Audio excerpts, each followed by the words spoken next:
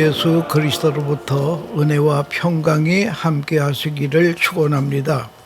오늘은 베드로전서 4장 7절에서 11절 말씀을 봉독하겠습니다. 만물의 마지막이 가까웠으니 그러므로 너희는 정신을 차리고 근신하여 기도하라. 무엇보다 뜨겁게 서로 사랑할지니 사랑은 허다한 죄를 덮느니라. 서로 대접하기를 원망 없이 하고 각각 은사를 받은 대로 하나님의 여러 가지 은혜를 맡은 선한 청지기같이 서로 봉사하라. 만일 누가 말하려면 하나님의 말씀을 하는 것 같이 하고, 누가 봉사하려면 하나님이 공급하시는 힘으로 하는 것 같이 하라. 이는 범사에 예수 그리스도로 말미암아 하나님이 영광을 받으시게 하려 함이니 그에게 영광과 권능이 세세 무궁토록 있느니라. 아멘.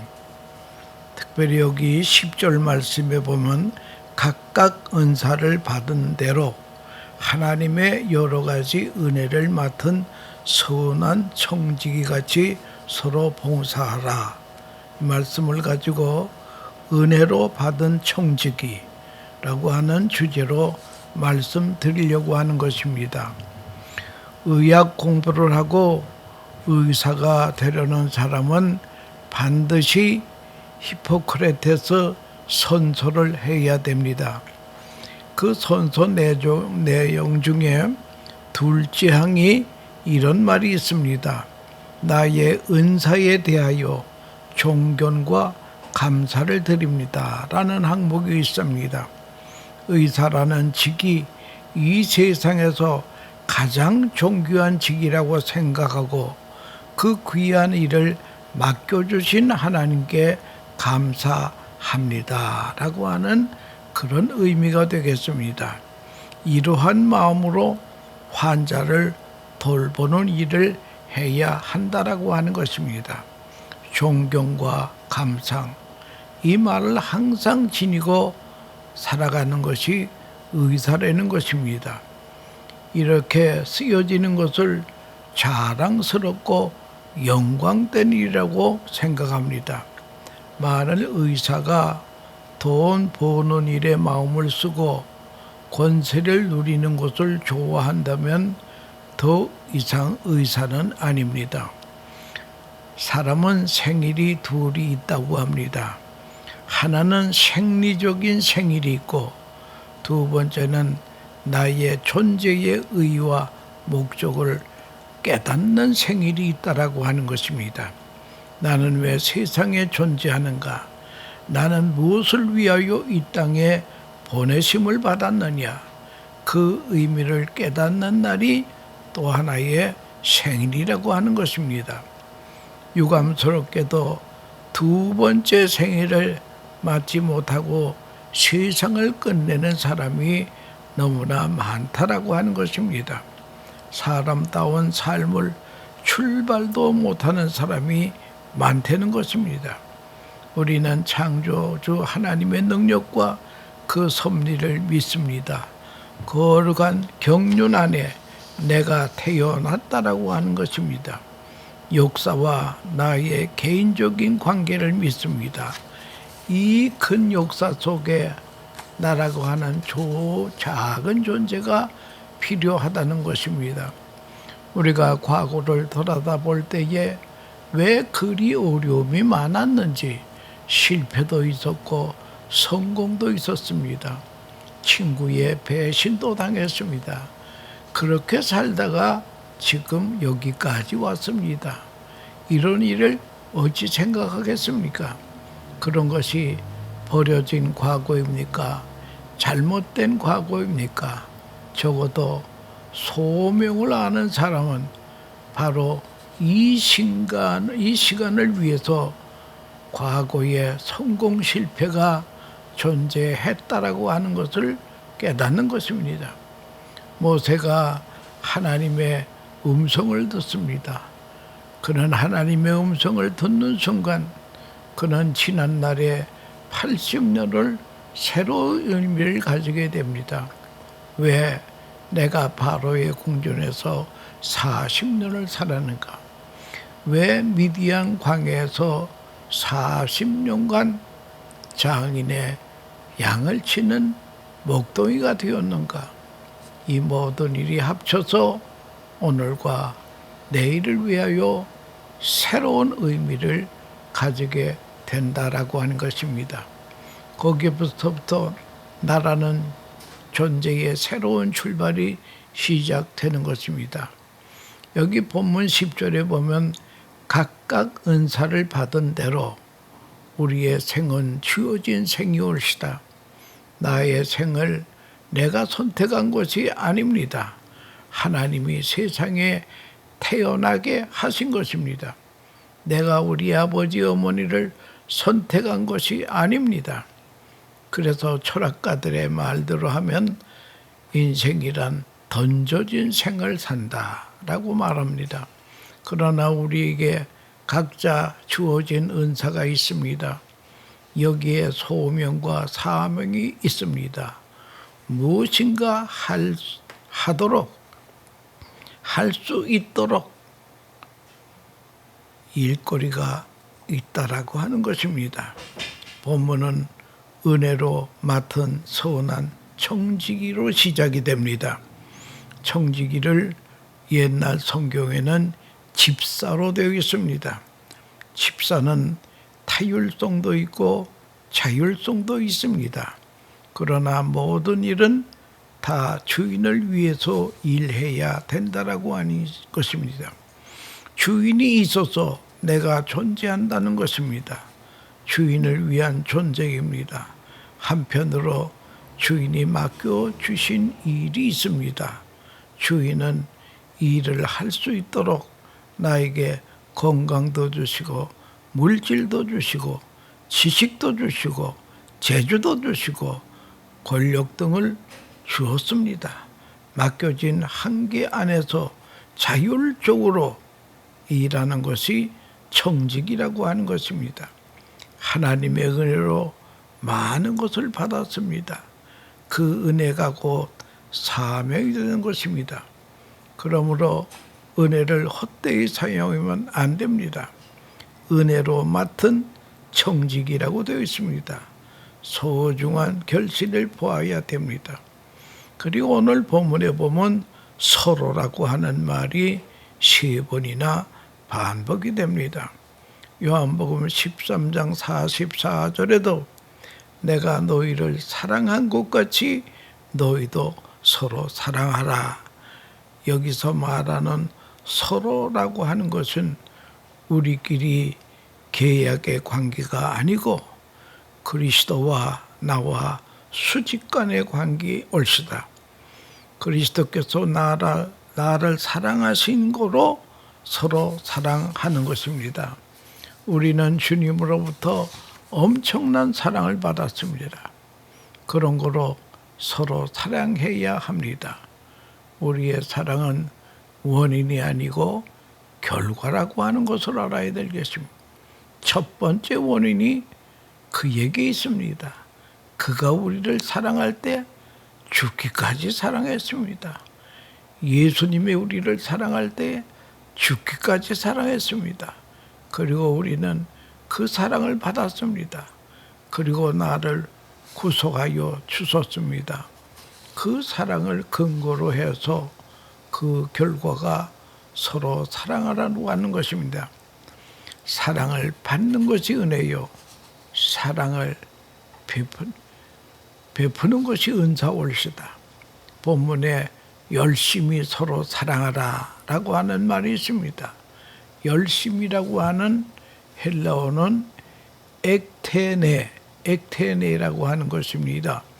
이 말은 잡아 늘린다고 하는 것입니다. 고무줄을 끊어지지 않을 정도로 잡아 늘리는 것입니다. 경마장에 훈련된 말이 달립니다. 말마다 자기의 능력이 있습니다.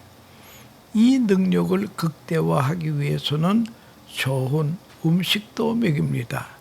잠도 재웁니다. 운동도 시킵니다.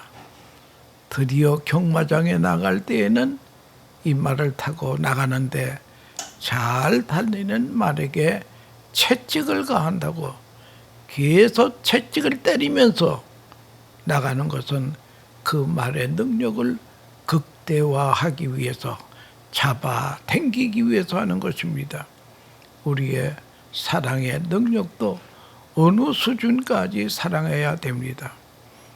사랑해야 됩니까? 사랑의 능력도 잡아 늘려야 합니다. 그러면 어떻게 돼야 되겠습니까? 사랑한 허다한 죄를 덮느니라. 상대방에게 죄가 보이지 않을 때까지, 허물이 보이지 않을 때까지 사랑해 본 적이 있습니까? 열심히 사랑하는 자는 허물이 보이지 않다는 거예요. 피곤함도 없다라고 하는 것입니다. 예쁘고 아름답고 행복합니다.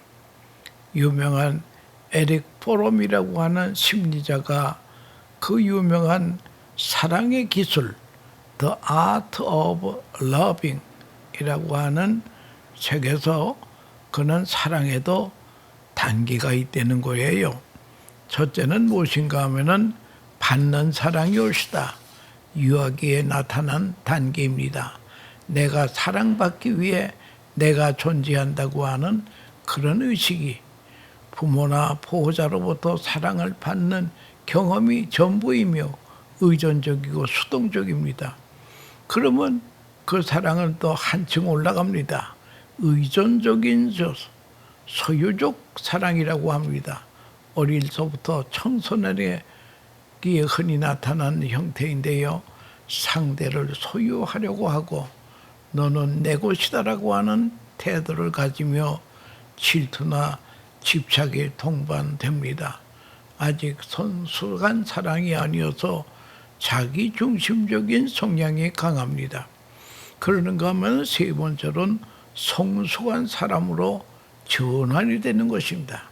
자아가 발달하면서 나뿐 아니라 너의 존재도 존중하게 되는 것입니다. 사랑은 단순히 받는 것이 아니라 주는 것임을 그는 깨닫게 됩니다. 그래서 사랑이라고 하는 것은 이게 배려와 책임과 존경과 지식 네 가지 요소가 있어야 된다고 그는 말하고 있습니다.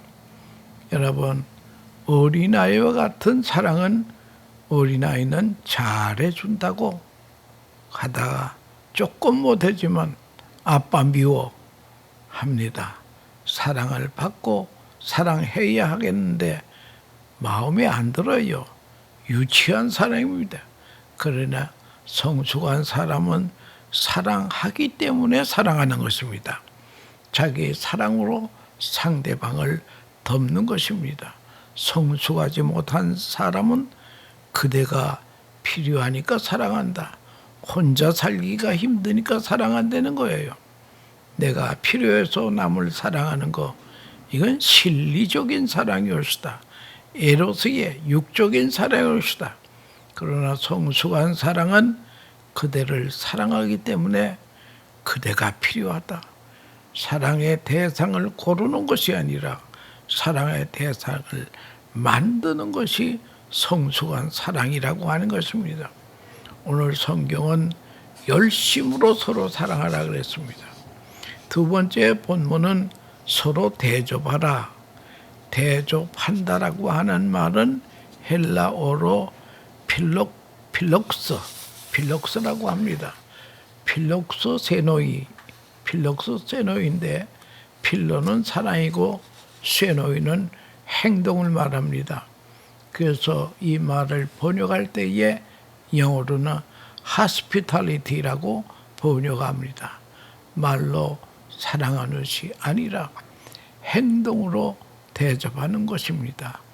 음식도 대접하고 상대를 존경하기도 하고 내가 사랑하는 자가 필요한 부분을 채워주는 것이 이게 사랑이 되는 거예요. 구체적으로 채워주는 것입니다. 이것이 바로 대접이라고 하는 것입니다. 상대의 필요를 채워주는 것이 대접이요 행동적인 사랑이라고 하는 것입니다. 오래전 12세기에 비나드라고 하는 수도사가 있었습니다.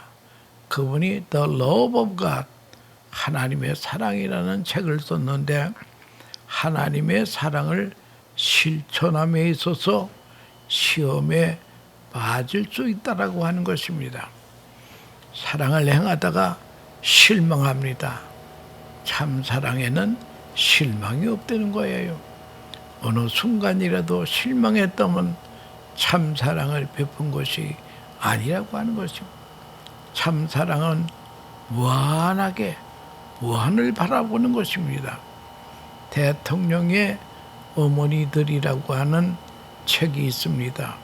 거기 보면 미국의 11대 대통령이 제임스 K. 포크라고 하는 사람인데요. 그분이 대통령이 되어서 하는 말이 자기가 대통령이 된 것은 어머니 때문이라고 말합니다. 그는 어머니의 사랑의 특징을 무엇인가 하면은 자식에 대해서 낙심하지 않는다는 거예요. 자식의 실수를 보면서도 절대 낙심하지 않는 것이 어머니의 사랑이라는 거예요. 사랑에는 실망하는 법이 없다라고 하는 것입니다. 그리고 사랑을 실천하면서 자식들에게 사랑을 가르쳐 주는 것입니다. 또한 참된 사랑은 사람들의 칭찬을 기대하는 것이 아니라는 겁니다. 사람에게 보이려고 하는 마음이 없습니다. 칭찬받고자 하는 마음이 이건 병든 마음이 옳시다. 사랑할 수 없는 이유만 생각하는 것은 사랑이 아닙니다. 사랑할 수 없는 이유는 없습니다. 특별히 오늘 본문에 원망 없이 사랑하라 그랬습니다. 사랑의 행동에는 무슨 원망이 있겠습니까? 원망 없이 서로 대접하라. 요즘 모든 것을 과학적으로 재는 기계가 있습니다. 그래서 지수라고 하는 말이 있습니다. IQ, 이건 지능지수 옳시다. 그러는가 하면은 EQ, 이건 감정지수라고 하는 것입니다. HQ라고 하는 게 있는데 이게 유머지수라는 거예요. 또 요즘은 JQ라고 합니다. 잔재주지수, 이것은 별로 좋은 것은 아닙니다. 그러는가 하면은 OQ가 있습니다. Overcoming Quotient, 극복지수, 어려운 일을 얼만큼 잘 극복하느냐, 극복지수가 높아야 되는 거예요. 한 걸음 더 나가서 SQ가 있습니다. SQ는 서비스 쿼시언트 옳시다. 봉사지수 옳시다. 당신은 얼마나 봉사하고 있는다. 이 지수가 높아야 모든 정신적인 질환에서 탈출할 수 있다라고 하는 것입니다. 대접하는 일 열심히 해야 나도 살고 너도 산다는 거예요. 성경은 말세의 특징을 말하기를 사랑이 식어진다 그랬습니다. 모두 자기를 사랑하는 극단적인 이기주의에 빠지기 때문에 말세의 징조 중에 하나가 사랑이 식어진다는 거예요. 대접하는 일이 찾기가 어렵습니다. 이것이 바로 인간 자묘를 초래한다라고 하는 것입니다. 손님을 대접하고 환자를 방문하고 소외된 자에게 친구가 되주고 행동적 사랑이 있어야 합니다. 서로 봉사하겠습니다. 봉사는 헬라말로 디아코니아올시다. 통치한다라고 하는 것은 디아코노스올시다. 여러분, 이 통치와 섬김이라는 어원이 똑같은 거예요. 결국 섬기는 자가 왕이 되고 섬기는 자가 통치자가 된다는 거예요. 그래서 요한복음 13장 14절에 너희도 서로 발을 씻기는 것이 옳으니라. 이게 뭐 특별히 대단한 게 아니라 그것이 인간 도리라고 하는 것입니다. 남의 발 씻기는 것이 마땅하다고 하는 것입니다. 예수님은 이 땅에 오실 때 나는 섬김을 받으려 함이 아니야 도리어 섬기려 하고 나의 몸을 모든 사람의 대속물로 주려 함이라. 이렇게 예수님은 친히 말씀하셨습니다. 도리어 섬기려 오시고 그 몸을 우리들을 위하여 대속제물로 주시라고 오셨다고 하는 것. 철저하게 섬기는 자로 오셨고 섬김으로 생을 끝내신 분이 우리 예수님이 올시다. 그러면 우리는 어떻게 해야 되겠습니까? 주님을 섬김을 주님으로부터 받았으니 이제는 섬기는 자로 살아야 되는 것이 마땅하다고 하는 것입니다. 크라임 벨이라고 하는 상담 심리학자가 웰비잉이라고 하는 책을 썼는데요. 여기 보면 4가지 힘을 말합니다. 마음과 감정을 지배하는 지배력이 있어야 되겠다. 그리고 2번째는 선을 보고 돌진하는 공격력이 있어야 되는 거예요. 3번째는 사랑을 베푸는 능력이 있어야 되겠다. 남과 더불어 협력하는 능력이 필요하다고 하는 것입니다. 한마디로 섬기는 마음, 섬기는 능력이 있어야 되겠습니다. 그래서 우리는 기도할 때 하나님 섬기는 마음도 주시고 섬기는 능력도 주시옵소서. 섬기는 마음은 많은 사람이 가집니다. 그러나 행동이 없습니다. 그래서 우리는 능력이 필요합니다. 잔잔한 감동을 일으킨 책 중에서 눈물이 나올 만큼 좋은 이야기라고 하는 이야기가 있습니다. 책에 이런 이야기가 있습니다. 중소기업 사장으로 있던 분이 사업에 실패를 했습니다. 그래서 막막하게 되어 57세 되는 분이 맞벌이를 하게 되고 막노동을 하게 됩니다. 집에 가까운 데서는 일을 할 수가 없어서 멀리 가서 막노동을 합니다. 어느 날 점심시간이 돼서 점심을 먹기 위해서 이걸 저거 다닙니다. 작은 집에 가서 좀 싼 음식을 사서 먹어야 되겠다 하고 이 집 저 집 다니다가 어느 집에 들어갔는데 아니 거기 들어가 보니까 모두 넥타이 맨 신사들만 꽉 차 있습니다. 그러니 도로 나올 수도 없고요. 그래도 왕년에 사장을 지내던 분이라 다시 문 닫고 돌아서기가 자존심이 허락되지 않아서 그래서 넥타이를 맨 사람이 준비하게 앉아있는 거기에 저 구석에 초라하게 도저히 어울리지 않는 장소에 가만히 구석에서 음식을 오다하려고 그럽니다. 그런데 어떤 회사에 여직원 같은 예쁜 아가씨가 오더니 물 주전자를 가지고 와서 물을 따라주면서 물 마시세요 하고 빙그레 웃습니다. 그녀를 보는 순간 이 사장은 눈물이 쏟아지게 됩니다. 그 고마움에 복받쳐 울었다는 것입니다. 그 처지를 생각해 보세요. 우리의 선한 일을 기다리는 사람이 세상에 많다라고 하는 것입니다. 참으로 우리의 봉사를, 우리의 섬김을 기다리는 사람이 의외로 그렇게 많다라고 하는 것입니다. 우리의 봉사를 기다리는 사랑 가운데 우리가 살아가고 있다라고 하는 것입니다. 인간의 성공은 은혜를 깨닫고 은혜를 베푸는 데 있습니다.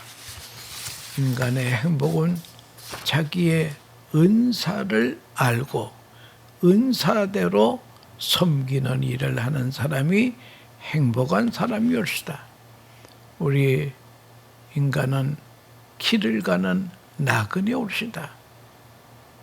사랑하고 대접하고 섬기는 삶이 최고의 가치를 사는 길이라고 하는 것을 잊어서는 안 됩니다.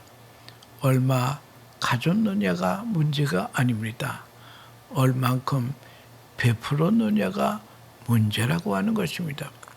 오늘 본문 7절 8절에 보면 만물이 마지막이 가까웠으니 정신을 차리고 기도하고 열심으로 사랑하고 서로 대접하고 봉사하라고 했습니다.